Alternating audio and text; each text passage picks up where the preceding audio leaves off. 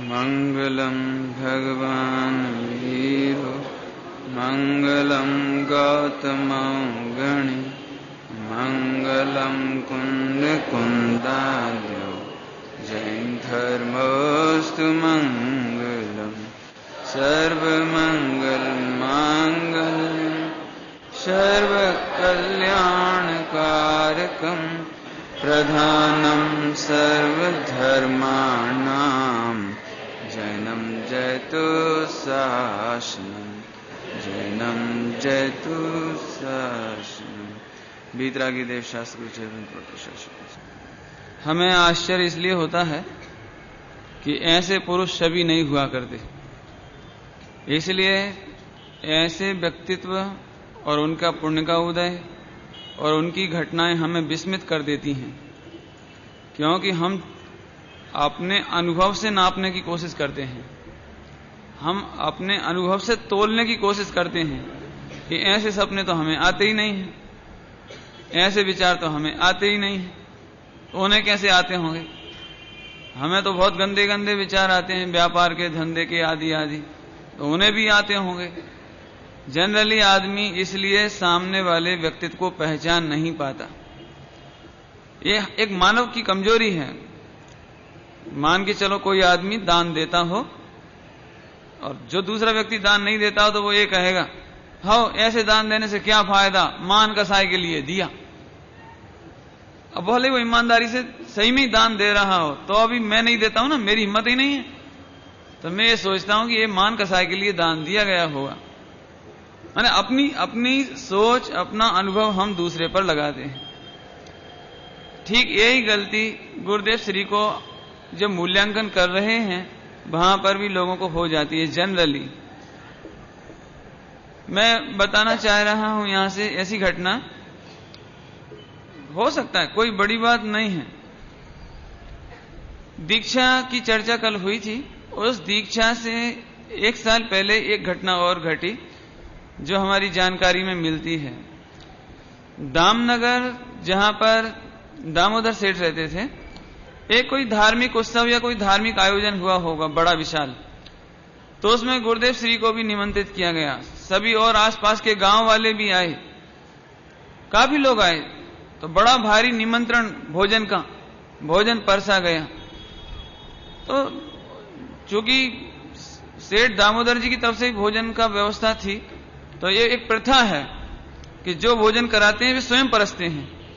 तो सेठ दामोदर अपने हाथों से रसोई परोसते परोसते, भोजन व्यंजन परोसते परोसते, इतने में पता नहीं क्यों उन्हें अंदर ही अंदर ऐसा विकल्प आया, ना मालूम इनमें कोई भावी तीर्थंकर हो, ऐसा विकल्प आया उन्हें, ना मालूम इनमें कोई भावी तीर्थंकर हो, कोई भावी ज्ञानी पुरुष हो, सिद्ध पुरुष हो। अरे इतने जीव हैं, ना मालूम कौन सिद्ध है, कौन अरहंत है, कौन तीर्थंकर है, ऐसा विचार आया हो। अब उस समय तो उन्होंने कुछ नहीं कहा, लेकिन जैसे ही दीक्षा हो गई गुरुदेव श्री की, और ये तो इन्हें मालूम था कि ये तो हमारे यहां दीक्षा में आए थे, तब तक भी अभी कुछ मालूम नहीं पड़ा, लेकिन इतना तो लगा कि अरे ये महापुरुष हमारे यहां भोजन के लिए पधारे थे और हमने इन्हें भोजन कराया, तो इसका एक गर्व हुआ, उन्हें प्रसन्नता हुई। लेकिन बाद में धीरे धीरे जब घटनाएं और बढ़ी और बीचिया में गुरुदेव को ओमकार आया, तीर्थंकर का भास आया, 12.5 करोड़ बाजों की स्वर सुनाई दिए, और तब भी किसी को मालूम नहीं पड़ा। गुरुदेव ने किसी को कहा नहीं उधर, अभी मात्र मूल जी भाई को और साथ में एक दीक्षित साधु और थे नारायण भाई, उनको बताया। तो नारायण भाई तो ये बोले, भाई हमें तो ऐसा लगता है कि तमें तीर्थंकर पासे थी बाणी सांभळे नहीं आव्या छो। हमें ऐसा लगता है मानो आप तीर्थंकर के पास से भगवान की वाणी सुनकर आए हो, इसलिए तुम्हें ऐसा होता है ना। अभी क्या कहें, अभी तक भी सेठ दामोदर को खबर नहीं है, ये तो बात बाद में मालूम पड़ेगी। तब सेठ दामोदर ने ये बात बताई कि मेरे को जाने क्यों उस समय भोजन परसते परसते ये विचार आया था। तो एक बात ये उस समय हुई, बताना क्या है इसमें कि ऐसे अलौकिक पुरुषों के प्रति निमित्त नैमित्तिक परिणाम ऐसे आ जाएं तो इनमें कोई आश्चर्य नहीं है। एक तो ये घटना जबरदस्त हुई दीक्षा के पहले की एक घटना और जानने जैसी है, खास तौर से कुटुंब की, परिवार की।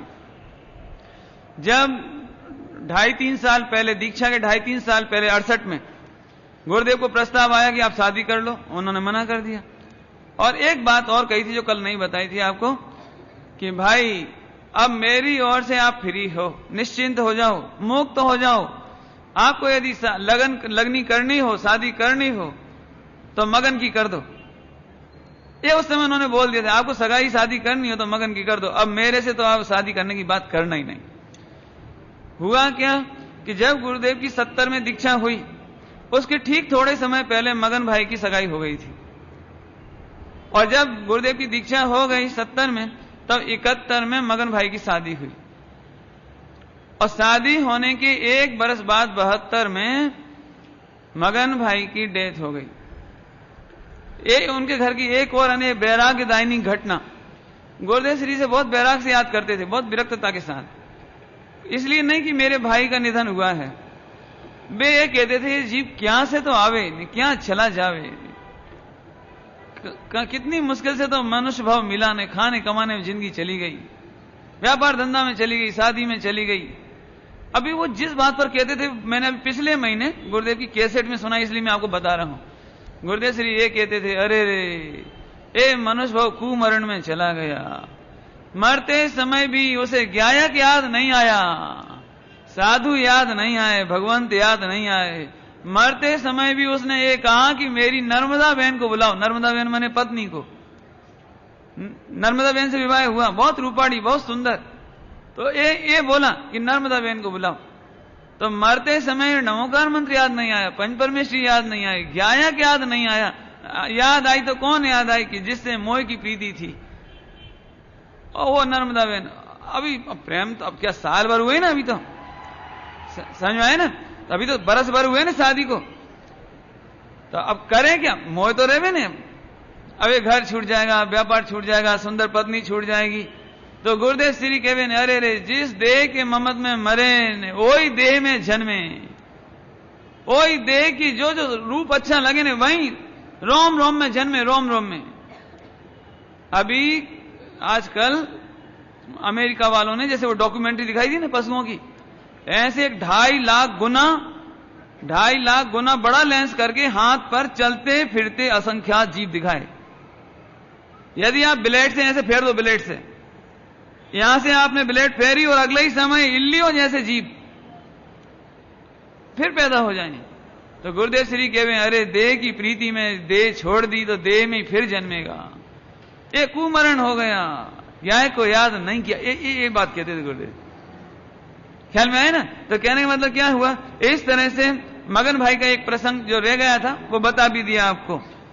एक बात और जो बतानी थी, 1000 रुपया भोजन का खर्च हुआ था ना, ये थोड़े करेक्शन कर रहे हैं कल की बातों में। तो उस जमाने में 2.5 रुपए का 40 किलो घी आता था। कितना? 2.5 रुपए का 40 सेर घी, 40 से 2.5 रुपए का। तो 1000 रुपए में भोजन का खर्च क्या हुआ होगा आखिर, क्या कितना घी और कितना सामान खर्च किया गया होगा।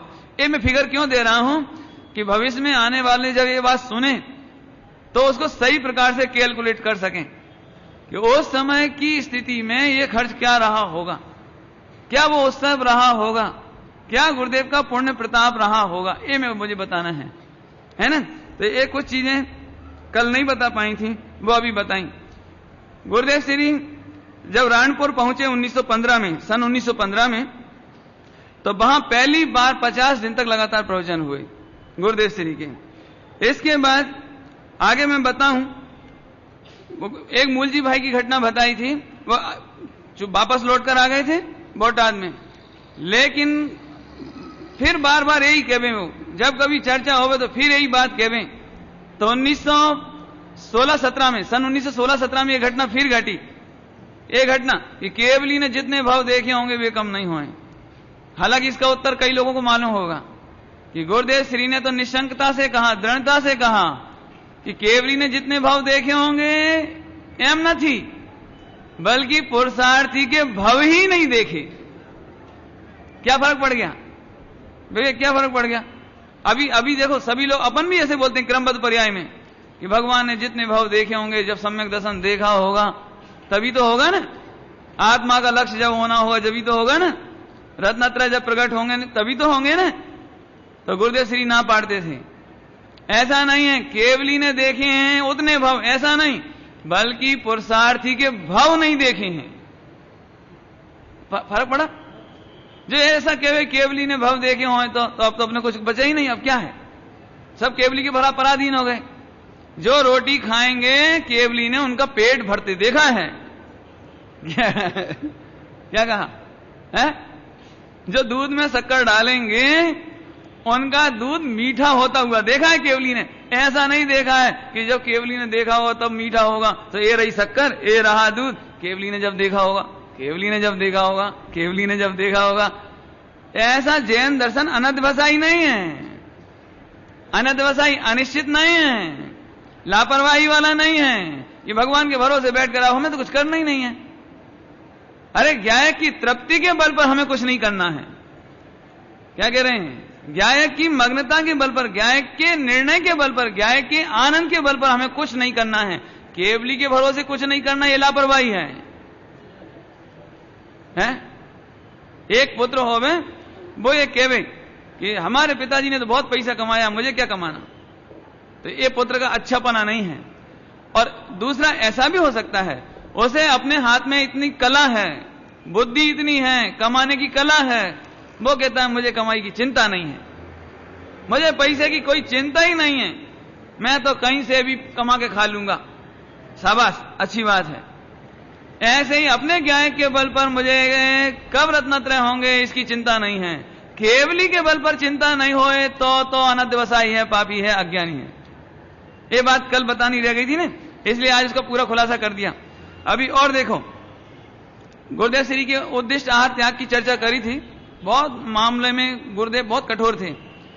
हालांकि इस संबंध में आपको बहुत प्रश्न उत्पन्न हो रहे होंगे, लेकिन आप चिंता नहीं करो, आखिरी तक कोई प्रश्न बचेगा नहीं गुरुदेव के बारे में। मैं जानता हूं कौन कौन से प्रश्न आपके उत्पन्न हो रहे होंगे, लेकिन अभी इतना बताना है कि गुरुदेव श्री पहले तो घर ऐसे नहीं होते थे आप जैसे, बॉम्बे जैसे, फ्लैट जैसे, बड़े बड़े चौक हुआ करते थे, घर में बड़े बड़े आंगन हुआ करते थे, घर में दालान हुआ करती, फिर उसकी बारी के बाद क्या हो है ना, ओसरी के बाद अच्छा किचन अंदर होते थे, बाहर नहीं होते थे इस तरह। तो आहार लेने के लिए इतना नाक कर जाना पड़े, इतना पार करके जाना पड़े। और बीच में जो सेठ लोग हो, सेठ लोग, तो उनके घरों में सीधे अंदर तो जाते नहीं, आम किसान आदि, किसान ग्रामीण कोई अंदर तो जाते नहीं है, तो बीच में बैठे बैठे कोई बीड़ी पीवे, कोई काम करे, कोई नौकर चाकर झाड़ू लगाए तो बीड़ी पीवे। तो गुरुदेव श्री का ऐसा था, यदि निकलते निकलते कहीं तंबाकू की या बीड़ी की गंध भी आ जाए, धुआं की, तो आहार नहीं लेवे, वापस लौट जाते, बाहर लौट जावे वापस। बोलो, तो बोटाद वाले वो हीराचंद भाई बताए, उनने बताई ये बात कि गुरुदेव के आने का टाइम हो आहार के लिए, तो पिताजी इतना दौड़ दौड़ के देखते जल्दी कि कहीं ऐसा तो नहीं किसी कमरे में बास आ रही है, ऐसा तो नहीं कोई बीड़ी पीता हो, ऐसा तो नहीं है कोई अचानक चलता फिरता आदमी आ जाए कि सेठ जी और वो बीड़ी पी रहा हो। तो इतने अलर्ट रहना पड़ता था और बाहर खड़े खड़े ऐसे निगरानी रखें, कोई अपने सेठ को मिलने आवे, वो बीड़ी पीता नहीं आ जावे, और नहीं तो गुरुदेव वापस चले जाएंगे। ये तो छोटी छोटी बातें बता रहे हैं। मैंने कुल मिलाकर यह है कि गुरुदेव ने दृढ़ता से उस नियम को निभाने की चेष्टाएं की हैं। ये चर्चाएं तो कल तक की थी। एक चर्चा और बताने जैसी है। धांगंद्रा एक गांव है, धांगंद्रा है ना उस गांव में एक भूरा मगन भाई रहते थे, भूरा मगन भाई। तो गुरुदेव श्री बीरम गांव से आने वाले थे, मैंने आज रात को बीरम गांव में स्टे किया और कल आने वाले हैं। तो इस गांव में जहां आना था वहां तो हर्ष होवे ने, प्रसन्नता होवे, तो बड़ी प्रसन्नता में सब सो गए कि कल लेने जाना है, गुरुदेव को लेने जाना है, आदि आदि। तो रात्रि में भूरा मगन भाई को ऐसा स्वप्न आया कि गुरुदेव श्री नग्न दिगंबर मुनि है। अब बड़ा आश्चर्य, अब पता कुछ नहीं, पता कुछ, अभी भूरा मगन भाई को भी कभी दिगंबर मुनि का स्वरूप नहीं मालूम। भूरा मगन भाई ने भी कभी दिगंबर जैन धर्म सुना ही नहीं। उधर खबर ही नहीं, गांव गांव कहां खबर, छोटे छोटे गांव में क्या खबर बोलो। अब गुरुदेव श्री जब पधार गए बीरमगाम से आगे ना अगले दिन धांगंद्रा, तब उन्होंने कहा साहेब क्षमा कर जो आज मैंने आपको नग्न दिगंबर मुनि वैसे जोयो छे, आज मैंने स्वप्न में आपको ऐसा देखा। तो गुरुदेव की आज शू छे, हूं तो थानकवासी साधु मुंह पत्ती वालो छू ना, दिगंबर मुनि कोई होता उस समय तो गुरुदेव को भी नहीं मालूम था। दिगंबर मुनि को तो गुरुदेव को भी पता नहीं था। और तो संवत 78 में जब समयसार जी आएगा तब ग्रंथ के माध्यम से खबर पड़ेगी कि कोई दिगंबर मुनि होता है, अभी तो खबर भी नहीं है। बोलो, इस सपने में आ गया उनको, तो उन्होंने बता दिया था। गुरुदेव तो आश्चर्य करके, ठीक है वो देखा होगा तुमने सपना, उसमें क्या है, देखा होगा, अटपटे सपने आते रहते हैं।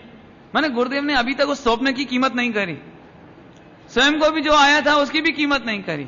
अभी आगे चलते हैं अपन। अभी 1973 संवत में अर्थात सन 1916, इस समय दामनगर की चर्चा है।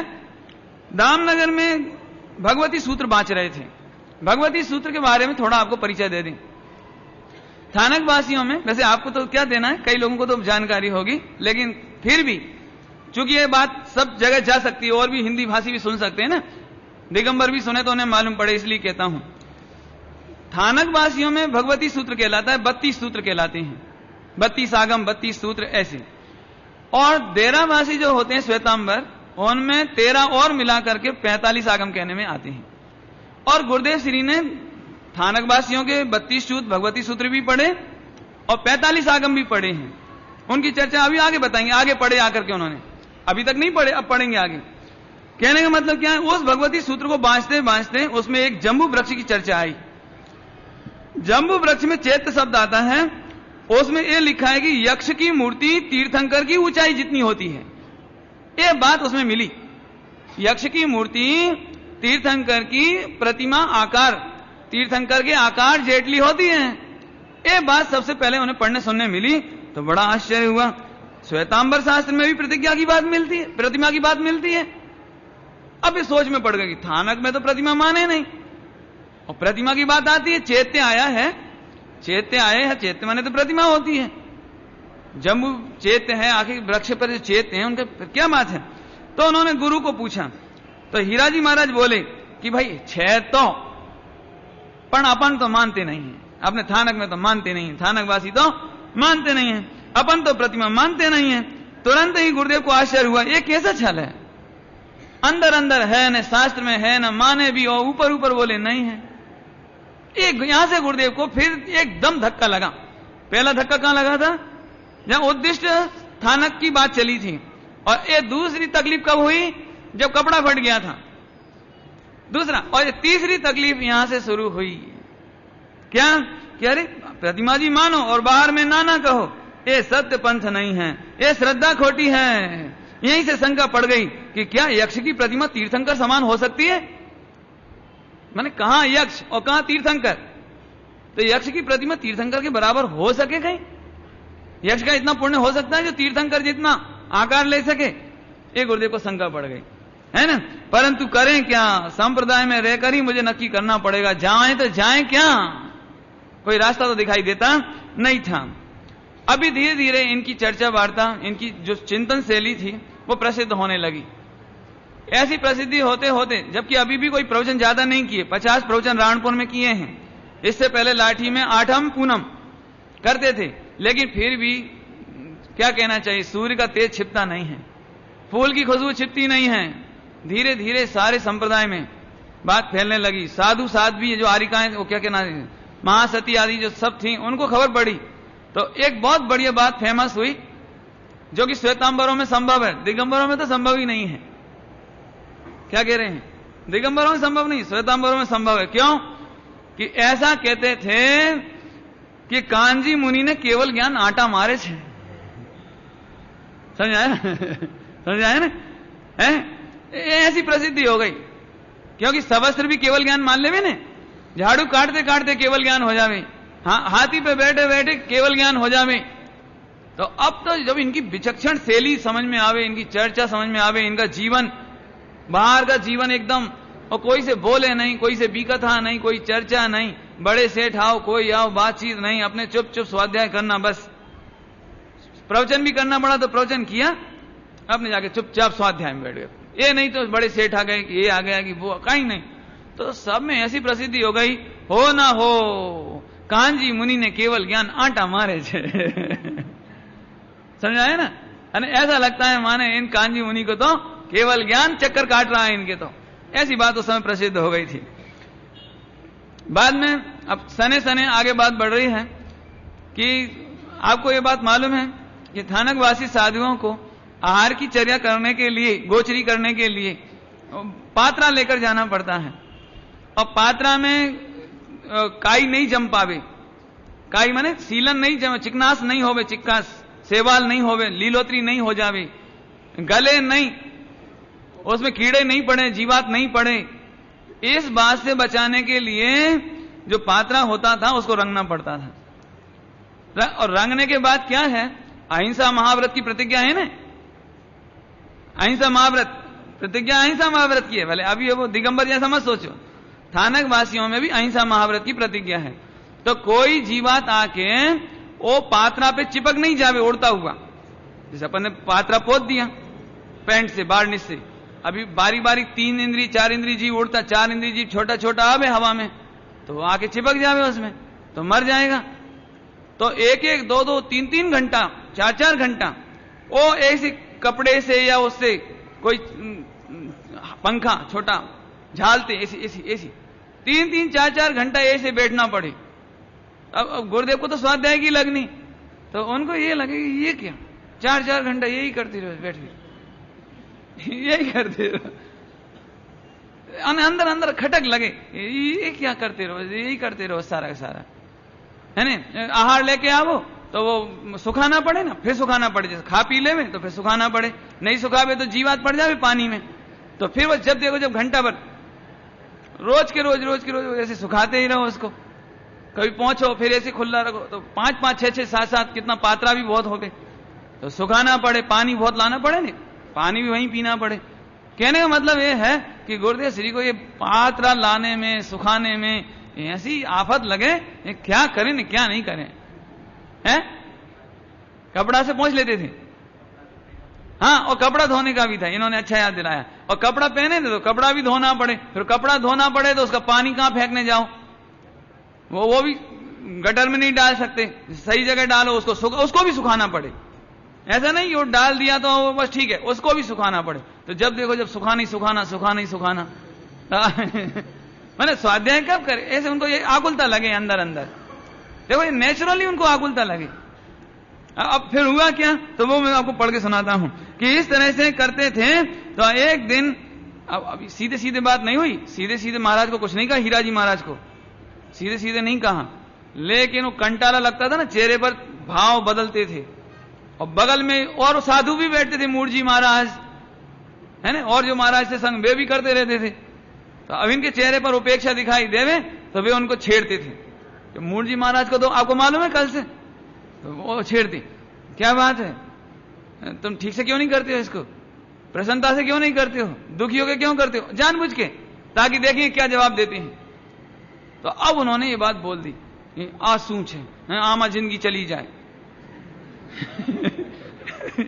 ऐसे बोल दिया। अब ये बात मूर्जी महाराज ने हीराचंद महाराज को बोल दी। तो हीराचंद जी महाराज ने उनको प्रेम से बुलाया, कांजी, अरे बहुत, वैसे आपको जिनको परिचय, अभी आपको तो परिचय क्या होगा, आपने तो सुना ही सुना है, लेकिन मैंने भी सुना ही है मैंने ऐसा बताते थे कि हीराचंद जी महाराज इतने शांत नेचर के थे, बहुत शांत, कभी भी अपने शिष्यों को ऐसे नहीं बोले चाय जैसे, ए कांजी ऐसे नहीं बोले, चाय जैसे नहीं, ऐसे बड़े प्रेम, कांजी ऐसे बड़े प्रेम से, बिल्कुल बच्चों जैसे, कांजी तमें शू बात है, तुम उदास क्यों होती हो, क्या बात है, ऐसे ऐसे प्रेम से पूछा।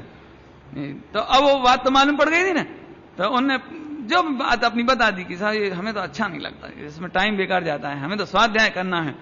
तो महाराज बोले, तो पात्र बिना ना साधु सोधी लाभ से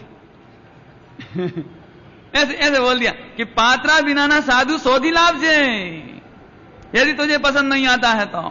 अब उन्हें तो मालूम था जाएगा कहां, जाएंगे कहां, इसलिए एक कमेंट्स कहते हैं, कमेंट्स एक कमेंट दे दिया, तुम एक काम करना, मैं पसंद नहीं आता हूं ना, ये संप्रदाय पसंद नहीं आता है ना, ये तेरे जो काम समझ में नहीं आता है, तो पात्रा बिना ना साधु शोध लाभ जी, है ना। तो अब गुरुदेव को लगे आ शू, है ना, गुरु ने एम के शू कोई कहीं पात्र बिना ना साधु होता हंसे, कोई होता होगा, कोई साधु बिना पात्र का होता होगा। अभी तक तो दिगंबरों का पता भी नहीं था, लेकिन एक नई बात सुनने को मिल गई कि पात्रा बिना ना साधु, एम के शू कोई होता हंसे, ऐसे, है ना। अब जिज्ञासा प्रारंभ हो गई और खोज शुरू हो गई। और इतने में एक दिन सोते सोते स्वप्न में ये देखा, है ना, स्वप्न आया कि एक आकाश में बिना डोर की पतंग उड़ रही है, बिना डोर की पतंग। तो गुरुदेव आश्चर्य से देख रहे हैं, अरे ये बिना डोर की पतंग, ये क्या जायज है, कहीं खबर नहीं पड़ी, नहीं क्या जाए, अनिश्चितता, अनसर्टेनिटी। अब हालांकि गुरुदेव को अब अपन यही कहेंगे ना, अटपटा सपना है, ये भी कोई सपना है, बिना डोर की पतंग। गुरुदेव श्री को उस समय तो कुछ नहीं, ये तो प्रवचनों में बाद में खोली ये बात कि अब मुझे लगता है कि उस समय इस बात का प्रतीक था कि मेरी परिणति, मेरा जीवन, मेरा साधुपना बिना डोर की पतंग की तरह यत्र तत्र भटक रहा था। क्या मेरा जीवन बेकार में भटक रहा है, कोई निश्चित जगह ठोर ठिकाना मिलने वाला नहीं है। लेकिन गुरुदेव श्री ने फिर कहा, और फिर वह कटी हुई पतंग दिगंबर में आ गई। दिगंबर में आ गई, ऐसे गुरुदेव कहते थे, समझ आ रहा है कुछ भाविन है, वो पतंग की भांति परिणम रहा था। इस तरह से एक घटना हुई। और इसी वर्ष में, मैंने जिस वर्ष की ये चर्चा सुनाई है आपको 1973 की, इसी वर्ष में मगन भाई का निधन हुआ था, अभी आपको सुनाया था। और 6 महीने बाद इसकी पत्नी भी झूर झूर कर मर गई। गुरुदेव को इतना वैराग आता था, अरे देखो छोटी सी उम्र, क्योंकि मगन भाई की उम्र भी छोटी थी, 20-22 साल की उम्र, और 16-18 साल की नर्मदा बहन, और 16-17 साल की उम्र में नर्मदा बहन भी गई। तो बताओ 17-16 साल की उम्र में एक बच्ची कहां जन्मी, कहां शादी हुई, क्या पति से आशा लगाई, और फिर आशा भी पूरी नहीं हुई, ने खुद भी मर गई।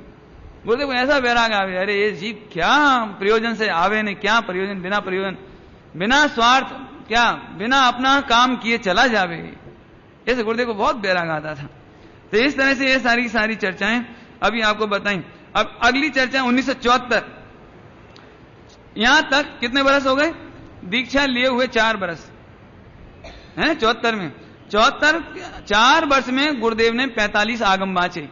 45 आगम माने डेरा वासियों के 45 आगम, 13 और मिलाकर के इस तरह से बांचे। इस तरह से 1 लाख श्लोक प्रमाण भगवती सूत्र बांचा 17 बार, 4 बरस में 17 बार 1 लाख श्लोक प्रमाण। 1 लाख श्लोक प्रमाण माने श्लोक नहीं, 1 लाख श्लोक नहीं, एक श्लोक में अमुक मात्राएं होती हैं, 32 अक्षर, 32 अक्षर का एक श्लोक मानते हैं, 32 अक्षर का। तो ऐसे 32 लाख अक्षर प्रमाण भगवती सूत्र को 17 बार 4 साल में बांच लिया, बोलो। और वो कंठस्थ हो गया, 1 लाख श्लोक प्रमाण वो कंठस्थ याद हो गया गुरुदेव को। यानी आप इससे समझ लो कि 4 वर्ष में कितनी मेहनत, कितना समर्पण, कितनी पढ़ाई की होगी कि 4 वर्ष में 1 लाख श्लोक प्रमाण माने 32 लाख अक्षर बिल्कुल मोखाग्र याद हो गया। कितनी बार बांचा था, 17 बार। बोलो, है ना। इसके बाद गुरुदेव अभी तक जाहिर सभा में प्रवचन नहीं करते थे, जाहिर सभा में प्रवचन नहीं करते थे। कभी कभार गुरुदेव बीमार हो, गुरुदेव बीमार मतलब हीरा जी महाराज बीमार हो तो कभी कर देवे, तो उनकी शैली से सब प्रसन्न हो गए। तो अभी देखना ध्यान से, ये तो प्रवचन करें ना उठ के अपने आके, फिर स्वाध्याय में लग जाए, कोई से बोले ही नहीं, बात ही नहीं करें, तो फिर अब करें क्या, इनको कहवे कैसे। ऊपर जब तक कहने सेठ लोग आवे कि साहब आप जाहिर सभा में रोज बांचा करो, ऐसा कहने आवे, तब तक आगे वो फिर पढ़ते हुए मिले। तो पढ़ते हुए में तो कोई डिस्टर्ब करे नहीं, पढ़ते हुए में तो कोई अंतराय डाले नहीं, तो फिर कह ही नहीं पावे। तो बे सेठ लोग हीरा जी महाराज के पास गए कि महाराज साहेब, यदि तुम कांजी स्वामी को बोलो, कांजी मुनि को बोल दो तो रोज जाहिर सभा में बांचे तो बहुत आनंद आवे, पब्लिक खूब आवे। तो उन्होंने कहा अच्छा ठीक है। तो एक दिन उन्होंने गुरुदेव को बुलाया। तो उन्होंने कहा, हीराचंद जी महाराज ने, कान जी तू सभा में बाँच अकेले में शास्त्र बाँचते हो, सभा में बाँच। तो गुरुदेव बोले, महाराज हूं बाँचवा माटे नहीं आव्यो मैं कोई सभा में सुनाने के लिए नहीं आया हूं। महाराज साहेब हूं बाँचवा माटे नहीं આવ્યો, પણ હું તો મારા આત્માનું કરવા આવ્યો છું, આત્માનું કરવા આવ્યું છું અને તેના માટે દીક્ષા લેવી છે।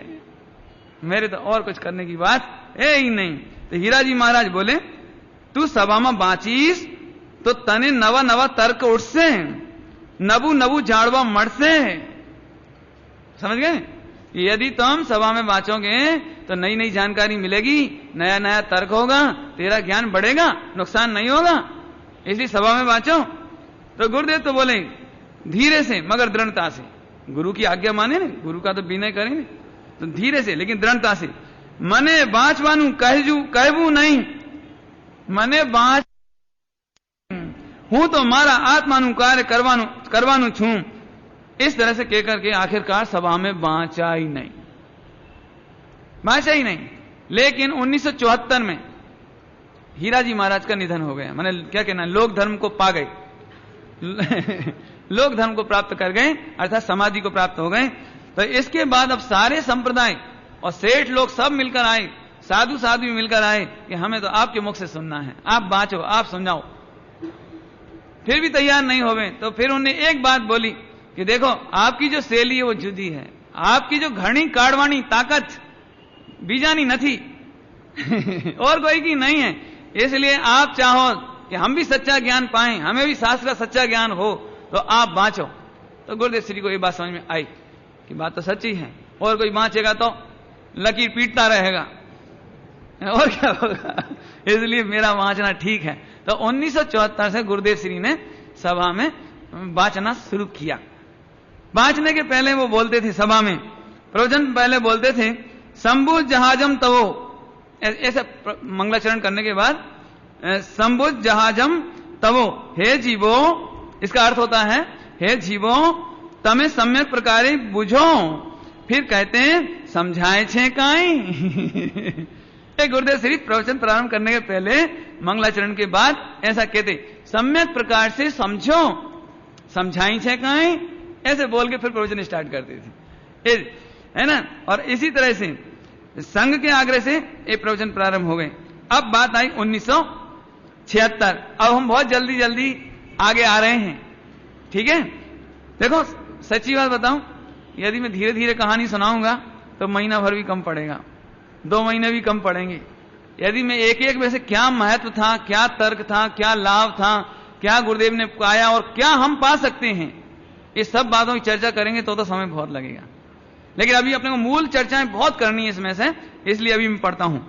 1976 में 1920 बीरम गांव से आते समय पोरबंदर के पहले एक ग्राम में चौमासा करना पड़ा, एक ग्राम में।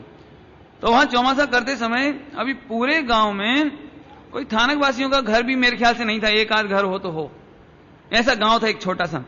उसमें लाल ज्वार की रोटी बने, खस रहित, है ना, खस रहित क्या बोलते हैं, स्वाद रहित, दम रहित, क्या उसमें कोई कस रहित, माने कोई कस नहीं रोटी में, कोई ऐसी स्वाद रहित रोटी। और गांव में बिल्कुल सादी दाल, बिना नमक मसाले की, बिल्कुल उबली दाल, और पानी नहीं मिले तो छाछ। अब पानी उबला नहीं मिले तो लेवे नहीं, तो फिर जिस घर में छाछ हो तो लेवे। ऐसे बस पूरा समय इससे ही गुजारा। गुरुदेव श्री कहवे खाते बने नहीं मैं ये क्यों बता रहा हूं कि साधु पने की परिणति कैसी होती होगी। हम घर में मनवांछित भोजन करें, मनवांछित पानी पीवें, मनवांछित सोवें, उठे बैठें। अभी इनको तो पूरे जीवन ठंडा भोजन, जब से दीक्षा हुई 22 वर्ष की उम्र से, 24 वर्ष है ना, कितने 23 वर्ष 7 महीने गुरुदेव की जो दीक्षा हुई उस समय उम्र कितनी थी, 23 वर्ष 7 महीना। उस समय से लेकर के गर्म भोजन की तो बात ही नहीं है, गर्मा गर्म सब्जियों की तो क्या बात है। जो रोटी मिले वो लावें, जो सब्जी मिले वो लावें, ठंडी ठंडी और वो सब। और फिर पानी नहीं मिले तो कितने ही दिनों तक छाछ पीना पड़े। अब देखो, एक आध दिन छाछ पीनी पड़े, एक आध टाइम पीना पड़े तो और बात है। अब ऐसे समय में भी बताना केवल इतना है, जिसको आत्म कल्याण करना है, जिसको आत्म साधना करनी है, उसको पूरा समर्पण होता है जीवन में। वे कभी पीछे नहीं मुड़े और ये ढीलापन नहीं किया कि ठीक है थोड़ी सी खबर पहुंचा दी कि थोड़ा ढंग से घी डाल देना, जैसे आजकल हो जाता है ना, आजकल कि अपने शिष्यों के माध्यम से थोड़ा अच्छा घी, चटनी, थोड़ा नींबू, क्यों बादाम की चटनी थोड़ी सी ऐसे। तो भी गुरुदेव ने कभी भी इशारे से भी नहीं खिलवाया कि हमारे भोजन में ऐसा होना चाहिए।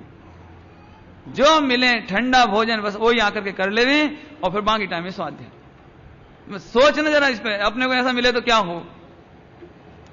बताना यह है कि आत्म कल्याण करने के लिए इतना डेवोशन चाहिए। क्यों पुण्य का उदय हो तो अच्छा भोजन मिले, नहीं हो पुण्य का उदय तो आत्म कल्याण करना कि नहीं? क्या भैया, आत्म कल्याण कब करना? जब अच्छा अच्छा खाने मिले।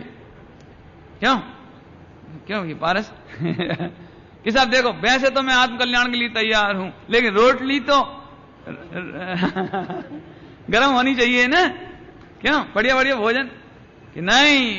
इसीलिए कल अपन ने पढ़ा था, सरस अन्न में मन प्रसन्न नहीं भाव। और अच्छा भोजन नहीं मिले सरस तो भी कोई मन में फीकापन आवे नहीं, है ना। इस तरह से दामनगर में चौमासा हुआ 5 माह का। मैंने दामनगर जा रहे थे उस समय चौमासा नहीं किया था उस गांव में, लेकिन 2-4 दिन रुकना पड़ा था। फिर दामनगर में चौमासा हुआ 5 माह का उस समय। तब यहां पर 45 आगम की टीका सहित बांचा, फिर से बांचा यहां पर 10 घंटे बांचे और एक दिन तो 10,000 श्लोक प्रमाण बांचा। बने मन 1/10 ग्रंथ, 1/10 ग्रंथ 45 आगम का एक दिन में बांचा पूरा। माने गुरुदेव को स्वाध्याय की कितनी खटक, कितनी रुचि होगी वो। सुनो सभी लोग, सभी लोग सुन लो। हमें गुरुदेव श्री की बातें तो समझ में आती हैं, चर्चा कर लेते हैं, लेकिन हमें शास्त्र पढ़ने की इतनी रुचि है, ऐसी धगस, ऐसा समर्पण है। हम तो जरा सी चर्चा करके हूं तो परिपूर्ण छू, शास्त्र में सू, देव शास्त्र में सू, ये गलत बात है भाई साहब। इतनी मेहनत के बाद गुरुदेव ने माल निकाला है तो हमें पचाने के लिए भी इतनी मेहनत चाहिए। ये मत समझना कि हमें अब शास्त्र क्या पढ़ना, ये तो जड़ है, देव शास्त्र गुरु तो भिन्न है, परद्रव्य है, ये चक्कर में नहीं पढ़ना। इसलिए मैं एक एक चीज बता रहा हूं कि गुरुदेव श्री ने जो माल पाया था वो इतनी मेहनत के बाद पाया था। समझ में आया कुछ? चलो, इसके बाद 1977 में बांकानेर में, ये बांकानेर की घटना है जहां उन्हें सर्वप्रथम ओंकार आया। सामायिक करते करते ओंकार का भास आया। अब गुरुदेव को आश्चर्य कि थानकवासी तो ओंकार माने ही नहीं, थानकवासी तो ओंकार दिव्य ध्वनि माने ही नहीं, तो मेरे ओंकार का स्वर कैसे आया, है ना। स्वप्न में वहीं पर बांकानेर में ही एक स्वप्न और आया। ये देखा कि एक सिंगल बॉडी राजकुमार, सिंगल बॉडी समझिए क्या कहना, दुबला पतला राजकुमार, सुंदर जरीदार, बढ़िया बढ़िया वस्त्र पहने। ऐसा कम से कम जिंदगी में उस समय उनको लगभग 35-40 बार सपना आया ऐसा। अब गुरुदेव को ये आश्चर्य हो गया, मैं तो साधु हूं, नहीं आया समझ में। क्यों विवेक, तुम्हें ऐसा कभी सपना आया कि अपन इतने बड़े हैं तो सपने में इतनी बड़ा तो आएंगे ना? क्यों कभी सपने में ऐसा आया कि मैं साधु हो गया हूं? क्यों आया? और कोई सपना आता है? यही तो आता है ना, अपने सपने में आएगा तो यही तो आएगा ना, खाते पीते चलते फिरते यही शरीर आएगा ना। तो गुरुदेव को ये आश्चर्य हो गए कि एक आध बार आ जाए तो कोई बात नहीं, ये मुझे राजकुमार हूं, सुंदर राजकुमार हूं, ये क्यों आता है? मैं तो साधु हूं ना, मैं तो ये कपड़े पहनता हूं ना, मेरे तो मुंह पट्टी है ना, इस सपने में ऐसा क्यों आता है? अब अभी समझ में कुछ नहीं आया, बस अब आश्चर्य हुआ और कुछ नहीं, है ना। इस तरह से आते आते साधु होने पर भी ऐसा स्वप्न क्यों आया, इस विचार करते, ऐसी सामायिक करते करते तीर्थंकर का भास आया। और इसी समय 1977 में सबसे पहले बोटाद में उनको समय सारजी ग्रंथ की प्राप्ति हुई। लेकिन अभी लेकिन हो गया वो ग्रंथ तो मिला, लेकिन उस समय तक इतना भाव नहीं आया कि इसे पढ़ें। ग्रंथ आया, वीर जी भाई ने पहुंचाया, सो वो लेकर के ऐसे रख दिया और पढ़ा ही नहीं, और वैसे के वैसे छोड़ करके चले गए। मैंने 77वें समयसार जी ग्रंथ मिलने पर भी बांचने में नहीं आया। इसके बाद जो उनको फिर 1978 में बैसाख बदी एकम बीछिया में, अब बीछिया में ओंकार ध्वनि फिर आई, 12.5 करोड़ बाजों का स्वर सुनाई दिया। तारीख थी उस स्वप्न की, और उसकी जो ओंकार ध्वनि आई सामायिक में ओंकार ध्वनि, और 12.5 करोड़ बाजे सुनाई दिए। उस दिन 12 मई 1922 शुक्रवार का दिन था, उस दिन ऐसा हुआ। तो अब फिर आश्चर्य हुआ। तो इस समय नारायण भाई भी इनके पास दीक्षा लेकर आ चुके थे, नारायण भाई इस समय आ चुके थे। तो नारायण भाई को पूछा, तो नारायण बोले, तमे भगवान पासे थी भगवान की वाणी सांभड़ी ने आव्या लागो छो, ऐसा उन्होंने जवाब दिया। खैर बात हंसी में आई गई हो गई। तर्कवादी थे गुरुदेव, किसी को कहते नहीं थे, स्वयं ही विचार करते और अब सत्य की प्राप्ति की जिज्ञासा करते रहते। और उग्रतर होने लगी, और इसी बीच प्रसिद्धि फैलने लगी, भीड़ आने लगी, बहुत लोग सुनने आने लगे प्रवचन, लेकिन अंदर में चैन नहीं थी। 74 से 78 तक 4 साल हो गए हो प्रवचन करते करते। तो प्रसिद्धि बढ़ने लगी, भीड़ आने लगी, लोग जय जयकार करने लगे, कांजी स्वामी जय जयकार, लेकिन अंदर में चैन नहीं। अभी 1978 में ये क्षण एक बार फिर आया। 1922 में, सन 1922 में दामोदर सेठ ने श्री समयसार जी ग्रंथ उनको दिया। ये समय, अब समयसार जी का महाउपकार गुरुदेव श्री के ऊपर हुआ, और वो उपकार हम तक आया, है ना। अभी देखो गुरुदेव बोले, पढ़ा, पहले तो पढ़ा और फिर बोले, सेठ, दामोदर सेठ को बुलाकर कहा, तुमने हमारे ऊपर महाउपकार किया है भाई। अरे रे, तुमने आज जो ये ग्रंथ दिया है, ये ग्रंथ तो कोई अद्भुत है। बोले, सेठ, आ शरीरी थवानु शास्त्र छे, आ शरीरी एवो सिद्ध पदनो मार्ग आमा लख्यो छे, बताब्यो छे। कौन सा शास्त्र मिला था उसको भी, उसकी भी नोंद बता रहा हूं आपको। कौन सा शास्त्र मिला था? यह सन 1975 अर्थात सन 1918 संवत 1975 में प्रकाशित हुआ था। इस समयसार जी अगास्त से श्रीमद राजचंद्र जी के द्वारा छपाया गया था उस समय। तो 1918 माने 1918 में प्रकाशित हुआ था, और गुरुदेव को कब मिल गया? 1922 में, है ना। 4 बरस बाद, प्रकाशित होने के 4 बरस बाद मिला। और इसकी हिंदी जो ढूंढारी भाषा थी उस समय, अभी ध्यान से सुनना मैं क्या कहना चाह रहा हूं, ढूंढारी भाषा में था, और पंडित मनोहर लाल जी कृत था। ध्यान से सुनना, अभी तक गुरुदेव ने कभी हिंदी नहीं बांची थी। एक समयसार जी मिलना आसान है, पढ़ना सुनना भी आसान है, लेकिन जिस व्यक्ति ने मात्र कक्षा 6 पास की हो, जिसने कभी हिंदी पढ़ी ना हो, जो कभी हिंदी प्रांत में गया ना हो, और उसको हिंदी भाषा में समयसार नहीं मिला, ढूंढारी भाषा में समयसार मिला। अभी ढूंढारी का मैं आप नहीं समझोगे ना। ढूंढारी का मतलब ये है कि अभी ये अमित भाई को पढ़ने बिठा देने तो ये भी अटक अटक के पढ़ेंगे। ये हिंदी है लेकिन ये ढूंढारी भाषा नहीं पढ़ सके अभी। ऐसी भाषा मुझे जब ये बात मालूम पड़ी कि ढूंढारी भाषा में मिला, और गुरुदेव ने काठियावाड़ी होकर के ढूंढारी भाषा में से ये माल निकाला, और ऐसा लगा कि अरे रे पूज्य गुरुदेव श्री के प्रति क्या महत्व माना चाहिए। मान चलो ये अर्थ नहीं निकला होता तो ये आज हमें समयसार जी नहीं मिले होते। माने उन गुरुदेव श्री की मेहनत का हम क्या कहें, जिन्होंने कितनी मेहनत की होगी। सुनो, यदि उसका एक पैराग्राफ भी मैं बांच दूं, सरल पैराग्राफ, तो 10 बार भी बांचूंगा तो आप उसमें से 5% समझ जाओ, ये बहुत है। पढ़ना आप ढूंढारी भाषा, पुराने जमाने की ढूंढारी भाषा है। ताको कहत हैं, आवत रहत हैं के जात हैं, ऐसे कहत रहे। क्या समझ में आई?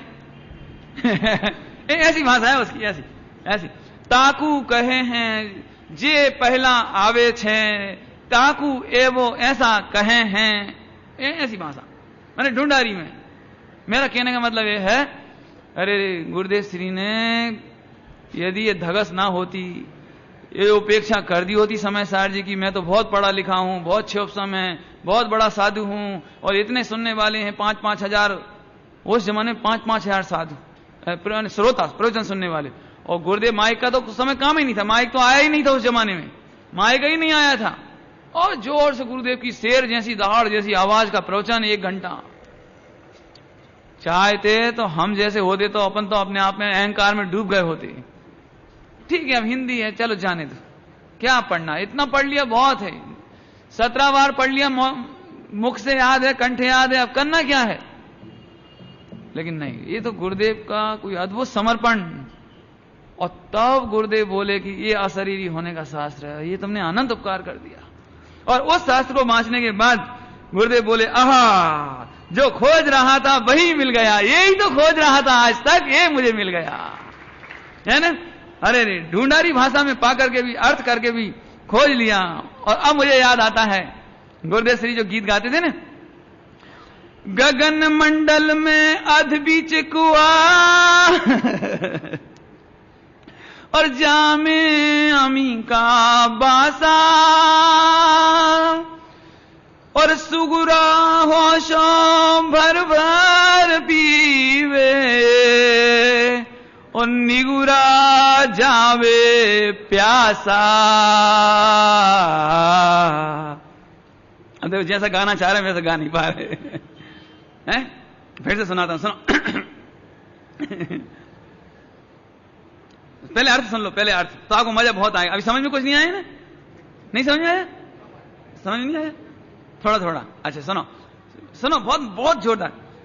गगन मंडल में अधबीज कुआ, गगन मंडल में अधबीज कुआ माने महावीर भगवान, वीर स्वामी सीमंदर भगवान का समावसरण गगन मंडल में। महावीर भगवान या सीमंदर भगवान पृथ्वी से 5000 धनुष ऊपर आकाश में अधर, पृथ्वी से 5000 धनुष ऊपर आकाश में अधर, वहां विराजते हैं। वो कुआ है अधबीज कुआ। और जामे अमी का बासा, अमृत, आत्मा को अमर कर दे, सिद्ध कर दे, ऐसे अमृत का बासा। बासा कहां है? दिव्य ध्वनि का बासा कहां है? दिव्य ध्वनि का वहां है। और वो इन शास्त्रों में आ गई, सुनना ध्यान से। और सुगुरा हो सो भर भर पीवे और निगुरा जावे प्यासा, अमृत बरस्यारे पंचम काल मां। सच में क्या कह रहे हैं ये गुरुदेव श्री ने, यदि वो कुएं में से पानी नहीं निकाला होता, अर्थ नहीं काढ़ा होता ये समय सार जी में से, कितनी मेहनत पड़ी होगी आप कल्पना नहीं कर सकते। और फिर वो खुद ने पिया और पिलाया। और कितने ही लोगों ने तो इस शास्त्र हाथ में होने पर भी निगुरा जाए प्यासा। ये तो मुनियों माटे छे ने,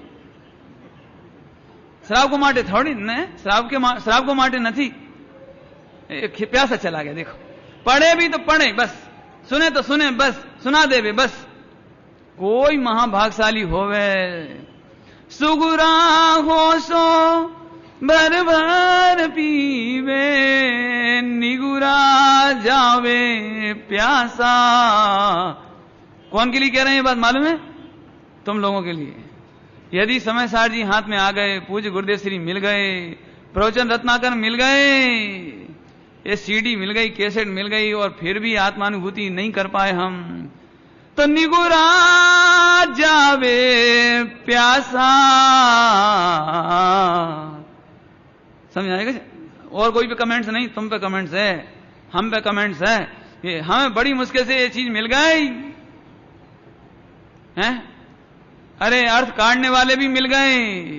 गुरुदेव श्री तो ये कहते थे ने, हलवा बना हुआ आ गया है तेरे मुंह में, अब तो तू गुटक, सीरा सीरा पका हुआ सीरा तेरे मुख में डाल दिया है, तू तो स्वाद ले गुटक। अपने क्या करना पड़ा? क्यों क्या कितने ग्रंथ पढ़ने पड़े? अपने कितनी संस्कृत पढ़नी पड़ी? क्या अर्थ निकालना पड़ा? कौन सा कुछ करना पड़ा? इनका उपकार हो गया। बोलो हा। इस तरह से इतना अपूर्व आनंद हुआ कि ग्राम के बाहर तालाब के पास जाकर के, गांव में क्या रहता है, कच्चे मकान होते थे ना, तो तालाब के पास की मिट्टी खोद खोद के लाते हैं मिट्टी, तो उससे दीवारें पक्की करते हैं, छापते हैं। हमारी हिंदी भाषा में छापना कहते हैं, आपको क्या कहते हैं? मिट्टी लाते हैं और दिवाली के पहले उनकी दीवारें पक्का करना, जमीन पक्का करना, हर साल ऐसे करते। लीपते हैं, छापते हैं, ऐसे समझ में आया।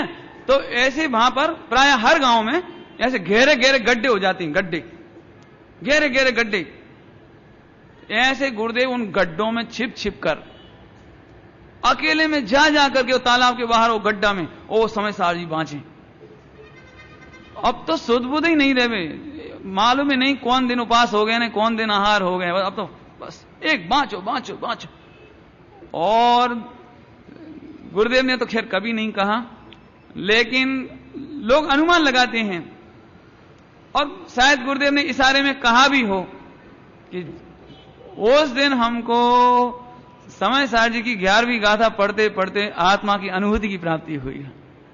ये पहली बार ऐसे वो ऐसे पढ़ते पढ़ते इतना हुआ। और क्या हुआ, आनंद हो गया, गड्ढे में जाकर पढ़ने लगे। और इस तरह से 13 बरस तक स्थानक में पढ़ते रहे। अब इसकी चर्चा बाद में करेंगे थोड़ी सी, है ना। आत्मानुभव क्या चीज है। ज्ञान नेत्र से, अर्थात ग्रंथ में से ज्ञान नेत्र से खूब अमृत पिया गुरुदेव ने अकेले में, खूब। अभी सुनाया नहीं किसी को, समय सार जी प्रवचन प्रारंभ नहीं की। हम जैसे होते तो क्या करते हैं भैया अमित, अरे इतना बढ़िया ग्रंथ, ठीक है आज से प्रवचन सुनो। गुरुदेव ने प्रवचन प्रारंभ नहीं किए, पढ़ा, ज्ञान नेत्र से अमृत पिया खूब, और सब शंकाओं का समाधान हो गया। इस तरह से क्रमबद्ध पर्याय का भान भी वहीं हुआ उनको। और इस तरह से इसी बरस 1978 में ही, संवत 1978 में ही गुरुदेव श्री को दिव्य ध्वनि का सार स्वरूप प्रवचन सार ग्रंथ भी मिल गया ऐसे। और फिर उसको भी, और इसी साल में सम्यक ज्ञान दीप का ग्रंथ मिला। देखो महाभाग्य, दिगंबरों के 3 ग्रंथ और चौथा ग्रंथ अष्टपाहुड़ भी मिल गया। बोटाद में रहते रहते 4 ग्रंथ मिल गए इस तरह से। ये महाभाग्य की बात, जब मिले तो एकदम मिलते चले गए। और इस तरह से थोड़ा सा और बताता हूं। जामनगर में काठियावाड़ में स्थानकवासी बीरजी भाई दिगंबर ग्रंथों के अभ्यासी थे। गुरुदेव से उनके मित्र तरीके संबंध थे, वे बड़े थे उम्र में और बहुत अभ्यासी थे। माने ये भी आश्चर्य की बात, देखो गुरुदेव को ग्रंथ मिलने थे तो पहले से निमित्त तैयार थे, मतलब कोई ऐसा नहीं था कोई, लेकिन उनको एक शौक था, शौक जैन ग्रंथ अजैन ग्रंथ पढ़ने का। तो आगास गए तो आगास से ग्रंथ ले आए। देखो गुरुदेव को निमित्त कहां से बनने थे, तो आगास गए, आगास से ग्रंथ ले आए, चलो चलो देखेंगे। और फिर पढ़ा ही नहीं, बीरजी भाई ने पढ़ा ही नहीं, वो रखा रहा। फिर उन्होंने सोचा कि इनको पढ़ने का बहुत शौक है कान जी को, ऐसे बोलते थे कान जी को, तो एक काम करो ये इनको दे दो। तो कहां से कहां बुद्धि आई, देखो ना ये निमित्त, देखना निमित्त, हम तक ये समय सार जी आने के निमित्त कहां पे घूमते फिरते आगास गए बीरजी भाई, कहां से खरीद लाए प्रवचन सार अष्टपाहुड़ सारे ग्रंथ, और कहां उनको शौक था बस, और ला करके देखा, फिर पढ़ा ही नहीं, रखा रहा। और फिर कहां से बुद्धि आई कि एक काम करो इन्हें दे दो, तो उन्हें दिया, और वे तो निहाल हो गए।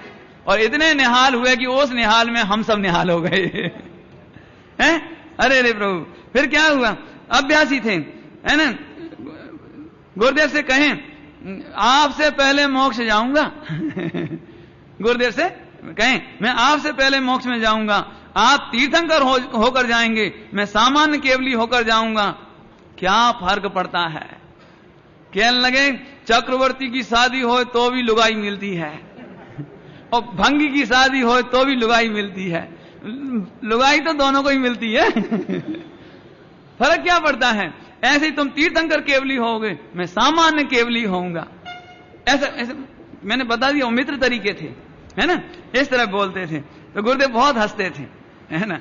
और इसी के बाद एक बात और कह करके समय हो गया है, मैं फिर और कुछ सुनाने वाला हूं चूड़ा गांव में आए, चूड़ा गांव में आए तो हम प्रवचन होने के बाद एक पुलिस इंस्पेक्टर, पुलिस वाला भी प्रवचन सुनने आ गया वहां चूड़ा में। तो प्रवचन सुनने के बाद बोला कि सब आपके अनुसार करने लगे तो फिर पीछे संसार का कौन करेगा ये प्रश्न आज भी उत्पन्न होता है लोगों को कि पंडित जी सब आप जैसे ब्रह्मचारी हो जाएं, मुनि हो जैसे सब मुनि हो जाएं, तो फिर पीछे आहार कौन देगा क्यों, चौका कौन लगाएगा, और सब संसार कौन देखेगा। ऐसा प्रश्न पूछा, समझ में आया कुछ। प्रश्न क्या पूछा कि साहेब सब आपके अनुसार करने लगे तो पीछे संसार का कौन करेगा। तो गुरुदेव बोले करोड़पति बनने वाला, करोड़पति बनने की चाह करने वाला ये नहीं पूछता कि सब करोड़पति बन जाएंगे तो पीछे बर्तन कौन मरसे। समझ गए नहीं है? क्यों होता है ऐसा? हम यदि करोड़पति हो गए तो बर्तन मांजने वाला कौन रहेगा? ये गुरुदेव ने जवाब दिया उसको, मैं चुप हो गया चला गया। समझ आए ना? आहा, अभी ये संकल्प सुनाता हूं इसी प्रसंग में। 2-3 लाइनें मैंने लिखी हैं। लिखी क्या है मतलब बता ही रहा हूं केवल। इससे मालूम पड़ता है जिन खोजा तिन पाइया, गहरे पानी पेट। यदि हम ऊपर ही ऊपर तैरते रहेंगे तो अभागे रह जाएंगे, और अंदर जाएंगे तो गुरुदेव जैसे निहाल हो जाएंगे। मैं क्यों कह रहा हूं ये बात? आज भी गुरुदेव की जय जयकार की जितनी महिमा आती है ना, गुरुदेव जैसी स्वाध्याय की महिमा नहीं आती हमें। शास्त्र हमें फीके लगने लगे हैं, शास्त्रों की असाधना करने लगे हैं। ये मुझे दुख की बात है। समय सार जी जिस रत्न को पाकर के श्रीमद जी ने खोवा भर के मोहरे दे दी थी, स्वर्ण मोहरे ऐसे खोवा भर के ऐसे, जिस ग्रंथ को पाकर गुरुदेव निहाल हुए। अब क्या कहें बार बार, उसी ग्रंथ को हम बिस्तर पे डाल देवें, बिस्तर पे डाल देवें, सिराने रख लेवें, जमीन में मूक देवें, खाते खाते पढ़ लेवें, चलते चलते पढ़ लेवें। ये कौन सा रत्न है प्रभु? भगवान श्रीमंद्र भगवान की वाणी जिसमें हो है। आचार्य कौन कौन देव ने क्या हम पर उपकार किया है, और गुरुदेव ने क्या खोलकर निहाल किया है। पर आसान नहीं करना, इतना कहना है मुझे तो, है ना? हा। चलो थोड़ा सा सुनाता हूं आपको। जब गुरुदेव को ये मिल गया, क्या मिल गया? समय सार जी। तो पढ़ने के बाद क्या हुआ वो सुनाना है। नर भव मिला है मैं अपूर्व कार्य करूंगा,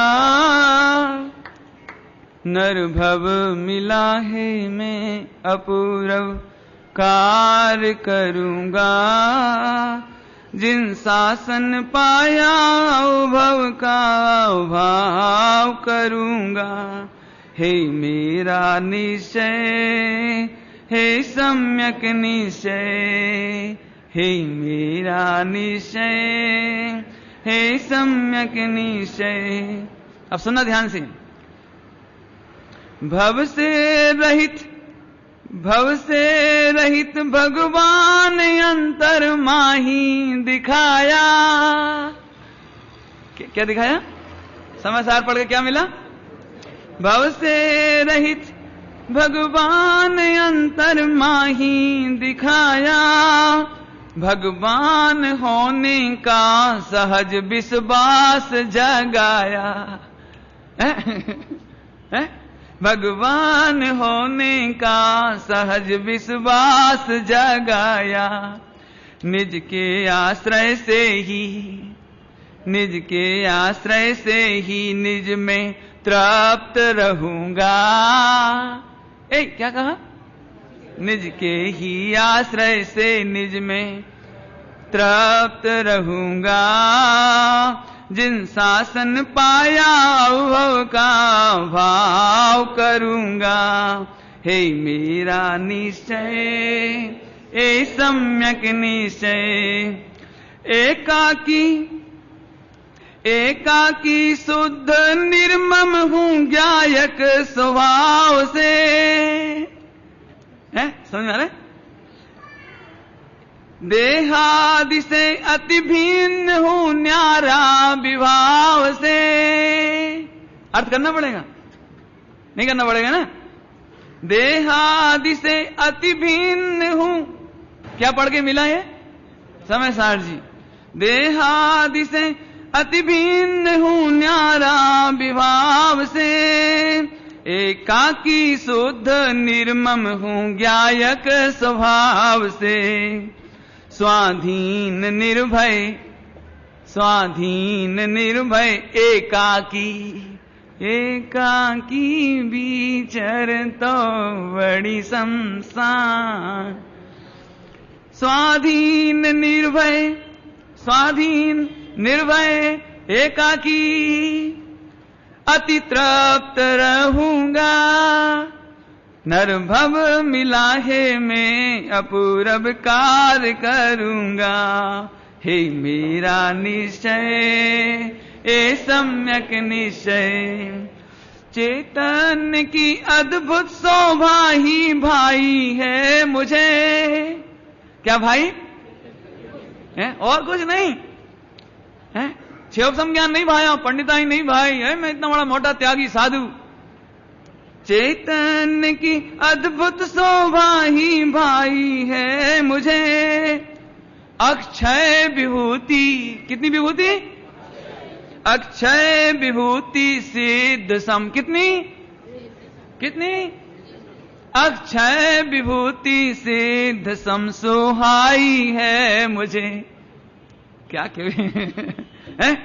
झूठे प्रपंचों में फंसकर, क्या कह रहे हैं? झूठे प्रपंचों में फंसकर दुख अब ना सहूंगा। समझ गए? झूठे प्रपंच समझ गए? अब थानक वासियों के चक्कर में झूठे प्रपंच में फंसकर अब दुख कितनी अच्छी लाइन है, ऐसा लगता है। झूठे प्रपंच में फंसकर दुख अब ना सहूंगा। नरभव मिला है मैं अपूरब कार्य करूंगा। हे मेरा निश्चय ए सम्यक निश्चय। हे मेरा निश्चय ए सम्यक निश्चय। ओम नमः शिवाय। जिनवाणे के ज्ञान से सूझे लोकालो, सोवाणे मस्तक न हो सदा दे